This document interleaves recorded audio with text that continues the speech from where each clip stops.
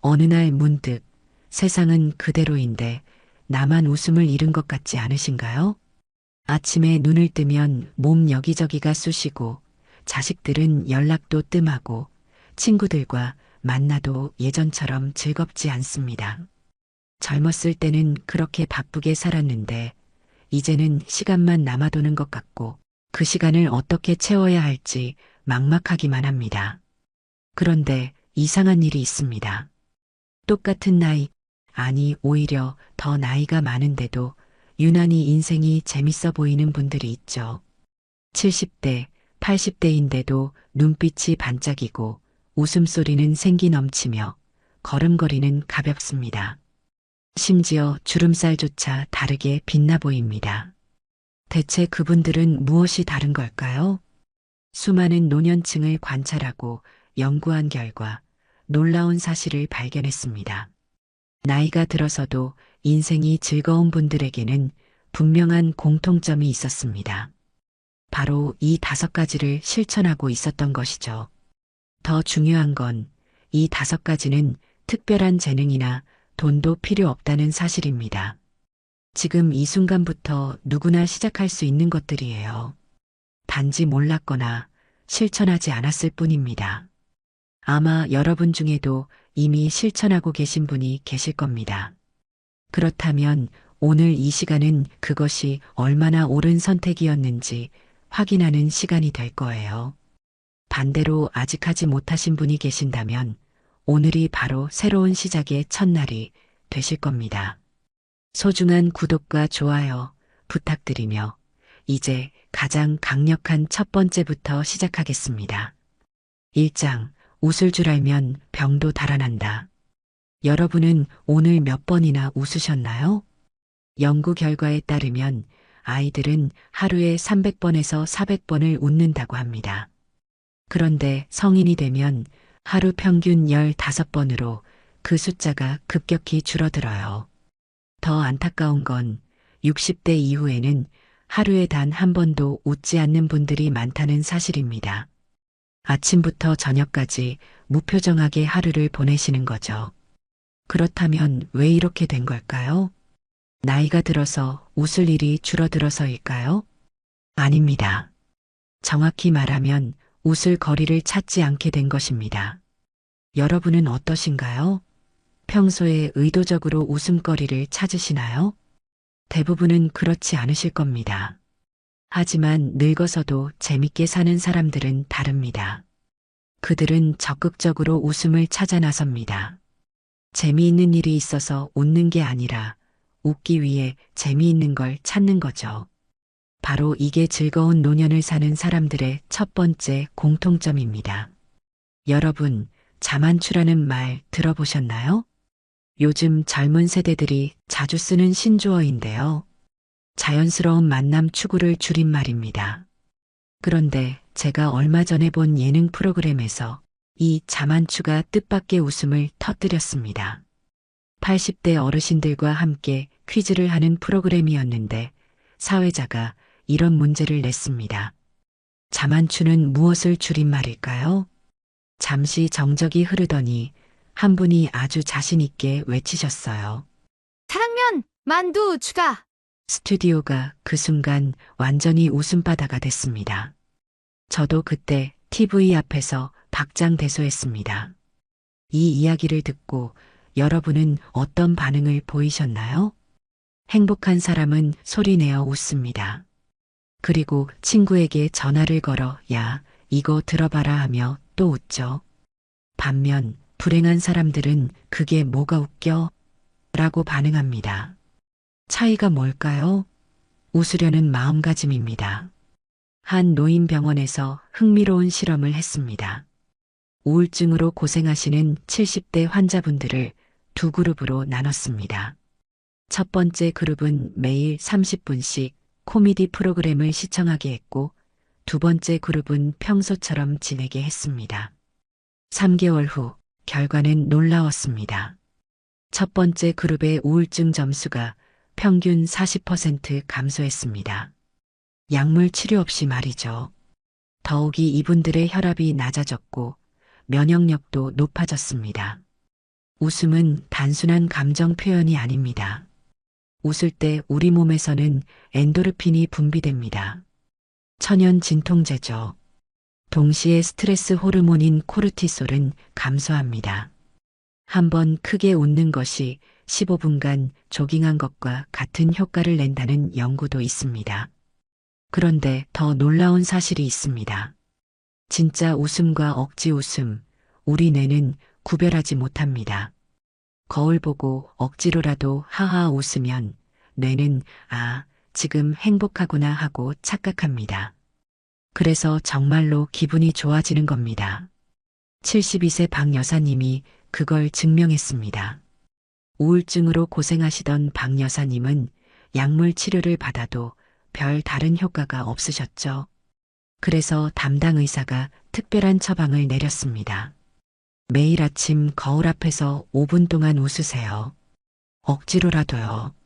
박 여사님은 처음엔 황당해 하셨어요.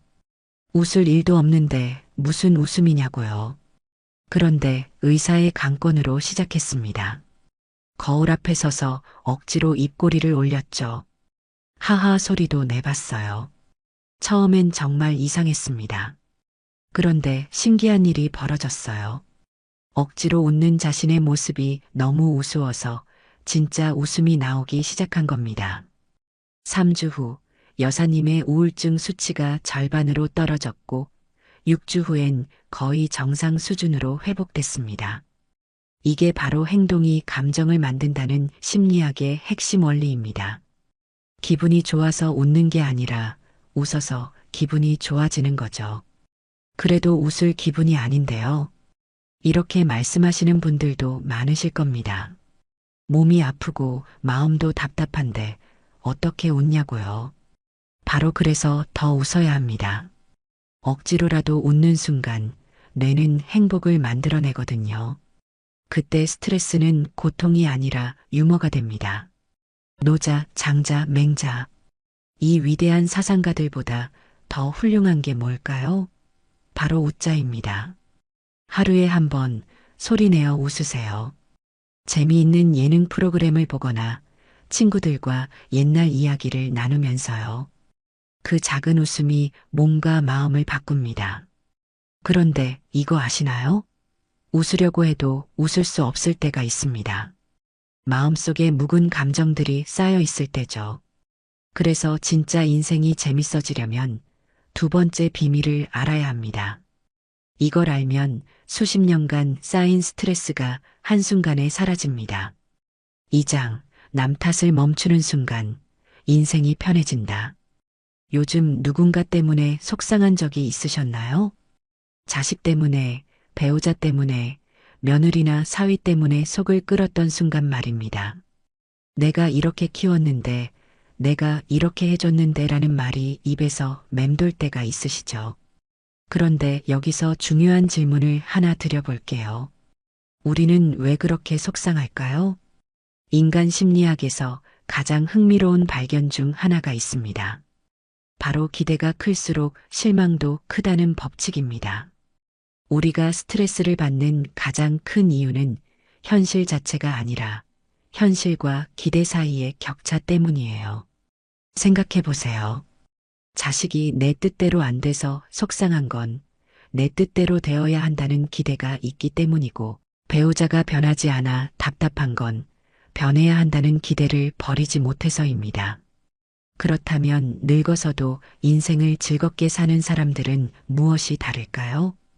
그들의 두 번째 비밀은 바로 받아들이기입니다.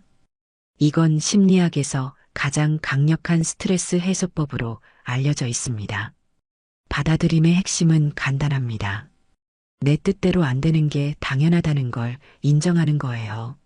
세상도 사람도 모두 내 뜻대로 되지 않습니다. 그걸 깨닫는 순간부터 마음이 훨씬 편안해집니다. 자식은 자식의 인생이 있습니다. 내가 평생 키웠어도 이제는 독립된 인격체예요. 배우자도 나와 다른 사람이고요. 30년, 40년을 넘게 같이 살아도 생각이 다를 수 있죠. 60년 넘게 사신 분들은 다 아실 겁니다. 사람은 안 변합니다. 특히 나이 들수록 더 안 변하죠. 3, 40년 넘게 함께 산 배우자가 갑자기 달라질 리 없습니다. 그런데 많은 분들이 아직도 배우자를 바꾸려고 합니다. 이렇게 해, 저렇게 해 잔소리하시죠. 하지만 결과는 아시잖아요. 달라지는 건 없고 나만 속 터지는 현실을요. 심리학 연구에 따르면 부부 갈등의 80%는 충족되지 않은 기대 때문에 발생한다고 합니다. 남편이 이렇게 해줬으면, 아내가 저렇게 해줬으면, 이런 기대가 충족되지 않으면 우리는 실망하고 화가 납니다. 그런데 애초에 기대를 하지 않으면 어떻게 될까요? 실망할 일도 없습니다. 더 놀라운 건 기대를 버리고 받아들이기 시작하면 오히려 상대방이 조금씩 변한다는 겁니다. 왜 그럴까요? 사람은 자신을 있는 그대로 받아주는 사람 앞에서 가장 편안해지기 때문이에요. 편안해지면 마음이 열리고 마음이 열리면 자연스럽게 상대방을 위하는 행동이 나옵니다. 이게 바로 받아들임의 역설입니다. 바꾸려고 하면 안 바뀌고 있는 그대로 받아들이면 오히려 변한다는 거죠. 67세 이 여사님의 이야기를 해드릴게요. 남편은 돈을 잘 못 벌었고 친구들은 자랑질이 심했고 자식들은 명절 때나 간신히 볼 수 있었죠. 처음엔 그분도 불평이 많았답니다. 그런데 어느 날 생각을 바꾸셨답니다. 그래, 남편이 돈은 좀 적게 벌어도 술 안 먹고 바람 안 피우잖아. 친구들이 자랑하는 건 그만큼 외로워서겠지. 자식들이 안 찾아오는 건 그만큼 열심히 산다는 뜻이겠지. 그렇게 생각을 바꾸자 신기하게도 주변 사람들이 달라 보이기 시작했답니다. 남편의 작은 배려가 눈에 들어왔고 친구들의 자랑도 귀엽게 느껴졌고 자식들이 전화만 해도 고마웠답니다. 그분은 이렇게 말씀하셨습니다. 남이 바뀐 게 아니라 내가 보는 눈을 바꾸니 세상이 완전히 다르게 보이더라고요. 또 다른 60대 여성분의 말도 인상 깊었습니다. 결혼 초기엔 남편이 밥 투정 안 하는 게 고마운 줄 몰랐어요. 그냥 당연한 거라고 생각했죠. 그런데 나이 들어서 보니 뭘 해줘도 잘 먹어주는 남편이 얼마나 고마운 사람인지 알겠더라고요. 이게 바로 받아들이기의 힘입니다. 똑같은 상황인데 내가 어떻게 받아들이느냐에 따라 감정이 완전히 달라지는 거죠. 여러분, 받아들임은 포기가 아닙니다. 체념이 아니라 현실을 똑바로 보는 지혜입니다. 상대가 틀렸을 수도 있어요. 하지만 그게 중요한 게 아니에요. 내가 편해지는 게 중요한 겁니다. 그럼 어떻게 실천할까요? 첫째, 그럴 수도 있지 주문을 외우세요. 남 때문에 화가 날 때 이 문장을 3번 반복하세요. 그럴 수도 있지. 그럴 수도 있지. 그럴 수도 있지.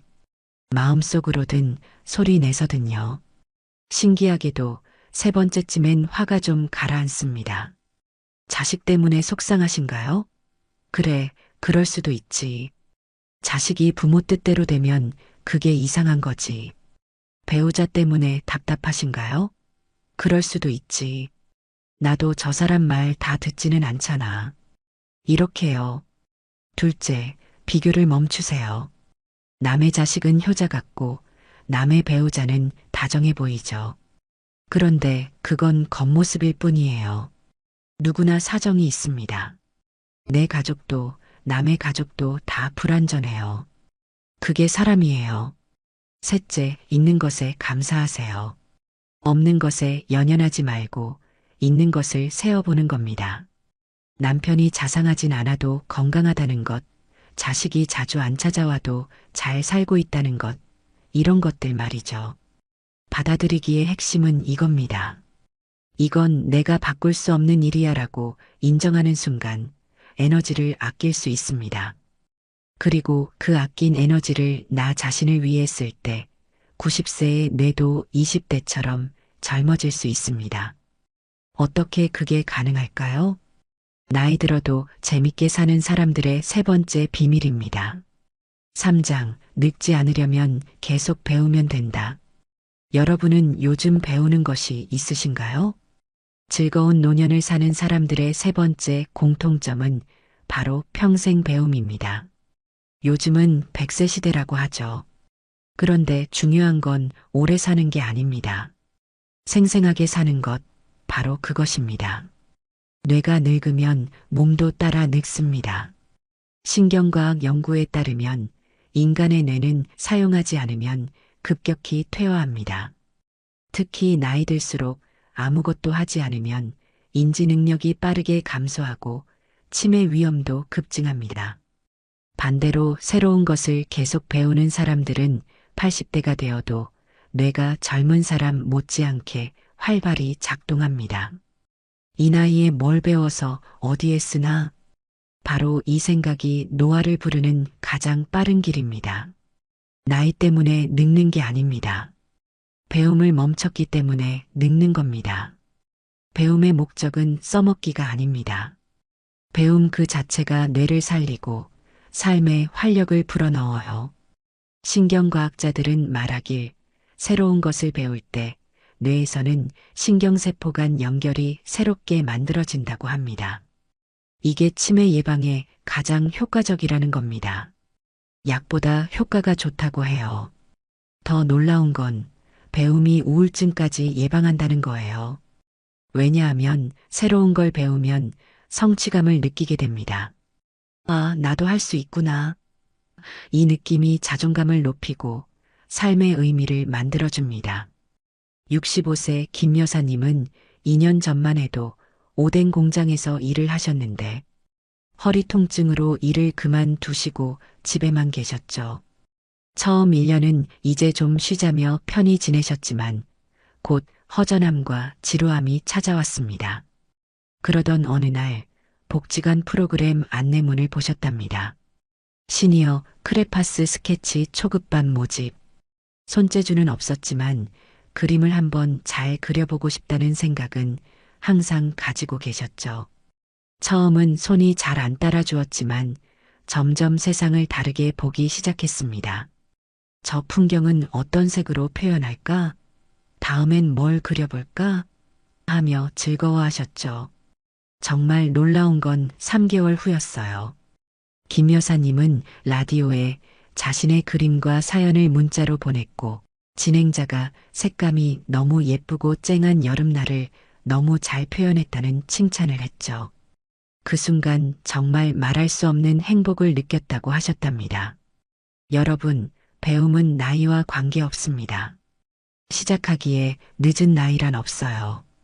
그럼 뭘 배워야 할까요? 거창한 거 아니에요. 여러분이 평소에 궁금했던 것, 하고 싶었던 것부터 시작하면 됩니다.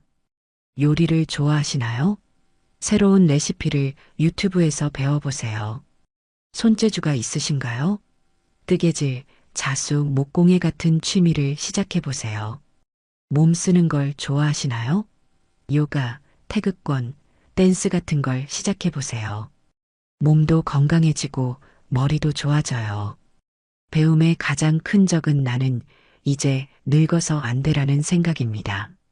그런데 뇌과학자들은 이렇게 말해요. 뇌는 죽는 순간까지 변할 수 있다. 80세, 90세에도 뇌는 새로운 걸 배울 수 있어요. 단지 젊었을 때보다 시간이 좀 더 걸릴 뿐이죠. 그런데 어차피 시간은 흐르잖아요. 1년 후에도 여러분은 1살 더 먹어 있을 거예요. 그때 1년 전에 그거 배울 걸 하고 후회하실 건가요? 아니면 1년 동안 이렇게 많이 배웠네 하고 뿌듯해 하실 건가요? 여기서 중요한 팁 하나 드릴게요. 배울 때는 혼자 하지 마세요. 같이 배우는 사람을 찾으세요. 친구들과 함께하면 재미도 2배, 효과도 2배예요. 그리고 완벽을 추구하지 마세요. 잘하려고 배우는 게 아니에요. 즐기려고 배우는 겁니다. 실수해도 서툴러도 괜찮습니다. 그 과정 자체가 뇌를 자극하고 삶을 풍요롭게 만들어요. 배움을 멈추지 마세요. 그게 늙지 않고 재밌게 사는 가장 확실한 비결입니다. 그래서 저는 너무 궁금합니다. 여러분은 현재 무엇을 배우고 계신가요? 댓글로 알려주시면 하나하나 소중히 읽어보겠습니다. 그런데 말입니다.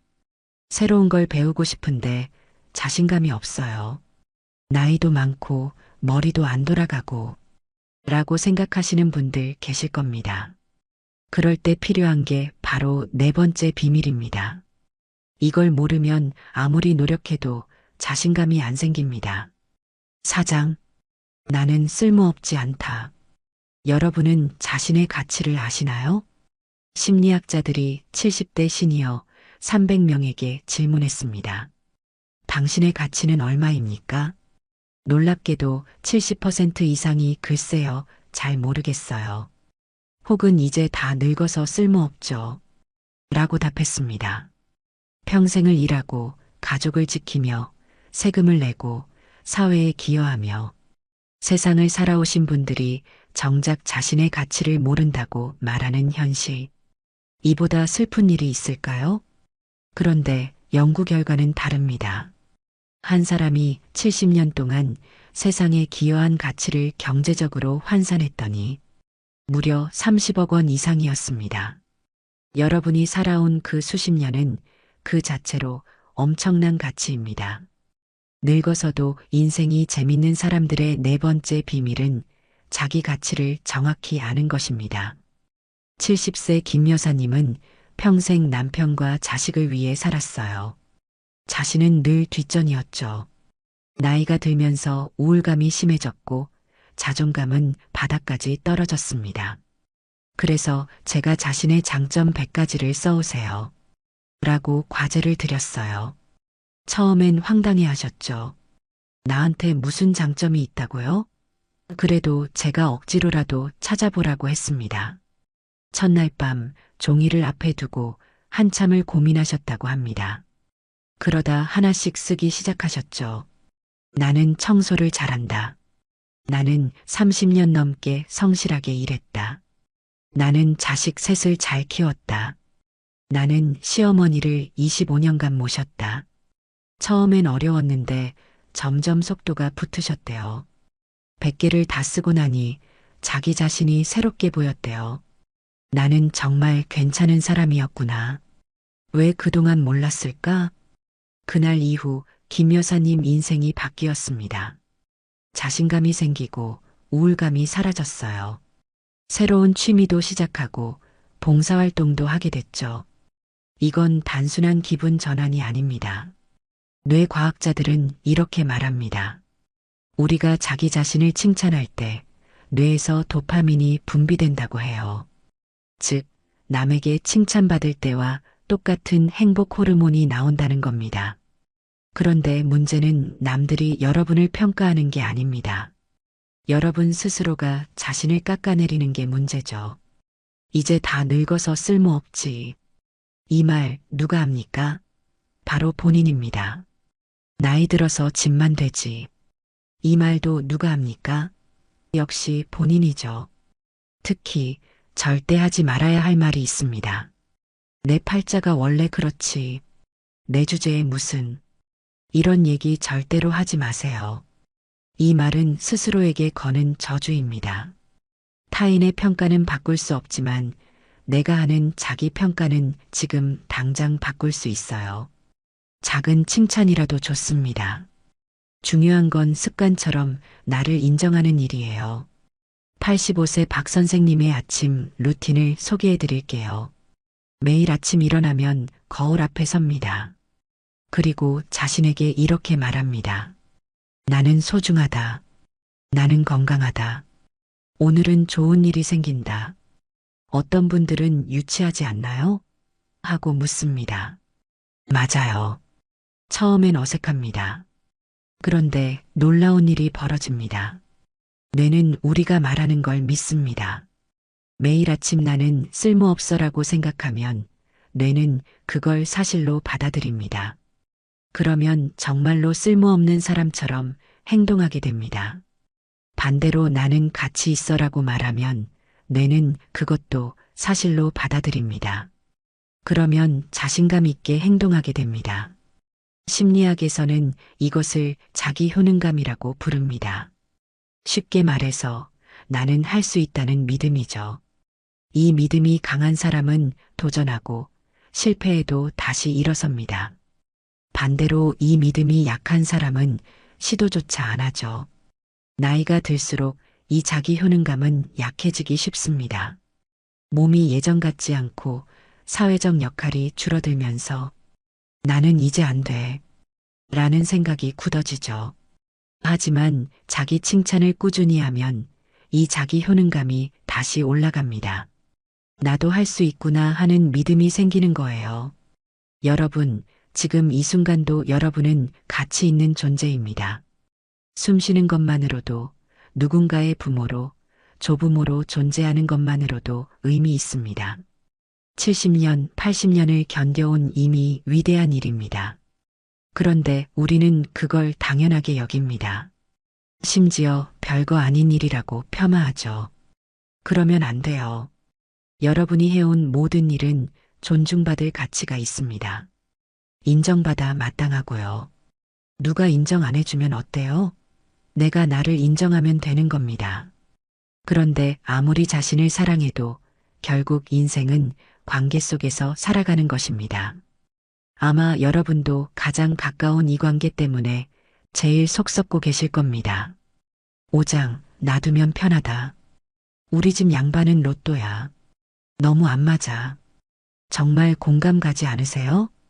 우리가 살면서 남편하고 제일 안 맞다는 분들, 아내하고 제일 안 맞다는 분들 굉장히 많습니다. 한 심리학자가 결혼 50년 이상 된 부부 100쌍을 인터뷰했습니다. 그리고 놀라운 사실을 발견했습니다. 행복한 부부들의 비결은 많이 대화하는 것이 아니었습니다. 오히려 적당히 거리를 두는 것이었습니다. 남편이 아내를 행복하게 하는 방법은 5가지랍니다. 예뻐해준다, 사랑해준다, 여행 보내준다, 용돈 준다, 칭찬해준다. 그런데 아내가 남편을 행복하게 하는 방법은 딱 한 가지예요. 뭘까요? 그냥 놔둔다. 웃긴 농담 같지만 곱씹어 보면 이보다 더 지혜로운 말이 없습니다. 늙어서도 인생이 재밌는 사람들의 마지막 비밀은 적당히 놔두는 지혜입니다. 한 70대 부부의 이야기입니다. 남편은 아침마다 동네 정자에 가서 친구들과 바둑을 둡니다. 아내는 복지관에 가서 노래교실에 참여합니다. 점심은 각자 해결하고 저녁에 집에서 만납니다. 주변 사람들이 물었죠. 부부가 왜 따로따로 지내요? 사이가 안 좋아요? 그랬더니 두 분이 웃으며 대답했습니다. 아니에요. 이렇게 떨어져 있으니까 저녁에 만날 때 반갑고 좋아요. 할 얘기도 생기고요. 이게 바로 성숙한 거리의 기술입니다. 함께 있으면서도 서로의 공간을 인정하는 것. 그게 오래가는 부부의 비결입니다. 남편이 원하는 게 뭘까요? 아내가 이것저것 챙겨주는 거? 아닙니다. 그냥 놔두는 겁니다. 아내가 원하는 게 뭘까요? 남편이 로맨틱하게 대해주는 거? 아닙니다. 잔소리 안 듣는 겁니다. 서로 놔두는 것. 이게 노년 부부의 지혜입니다. 상담 중에 한 80대 여성분이 이런 말씀을 하셨어요. 남편에게 하루에 3번만 말을 걸어요. 밥 먹어요, 약 드세요, 잘 자요. 이것만 해도 충분해요. 나머지는 놔둬요. 처음에는 웃음이 나왔는데 이렇게 현명한 지혜가 또 있을까요? 그리고 또 하나의 지혜가 있습니다. 바로 공감입니다. 남편이 머리가 아파라고 말했을 때 아내의 반응은 2가지입니다. 약 먹었어요? 혹은 머리가 아프구나. 어느 쪽이 남편에게 더 위로가 될까요? 놀랍게도 2번째입니다. 왜냐하면 첫 번째는 해결이고 2번째는 이해입니다. 사람은 해결책보다 공감을 먼저 원합니다. 심리학자 칼 로저스는 공감은 상대의 감정을 있는 그대로 되풀이하는 것이라고 했습니다. 힘들어. 하면 힘들구나. 짜증나. 하면 짜증나는구나. 속상해. 하면 속상하구나. 이렇게 단순히 되풀이하는 것만으로도 상대는 이 사람은 날 이해해준다고 느낍니다. 한 60대 부부가 있었습니다. 평생 부부 싸움이 잦았지만 상담을 통해 공감 대화법을 배우고 난 뒤 관계가 달라졌습니다. 아내가 말했죠. 오늘 친구 만나서 기분이 안 좋았어. 예전에 남편이라면 왜? 무슨 일 있었어? 라고 물었을 겁니다. 이제는 이렇게 말합니다. 기분이 안 좋았구나. 이렇게 바꾸자 신기하게도 아내가 편안하게 속마음을 털어놓기 시작했답니다. 해결책을 주려 하지 않고 그냥 들어주기만 해도 충분했던 겁니다. 그러니 오늘부터 관계를 바꾸려 하지 말고 놓아주세요. 잔소리 대신 공감을 하세요. 그러면 놀랍게도 상대가 달라지고 무엇보다 내 마음이 편해집니다. 마지막으로 이 말씀을 드리고 싶습니다. 가장 아름다운 노년은 나이를 먹어도 웃음을 잃지 않는 것입니다. 주름은 늘어도 마음의 주름은 펴는 것입니다. 몸은 늙어도 영혼은 젊게 사는 것입니다. 여러분의 노년이 웃음과 행복으로 가득하길 바랍니다. 시청해 주셔서 감사합니다.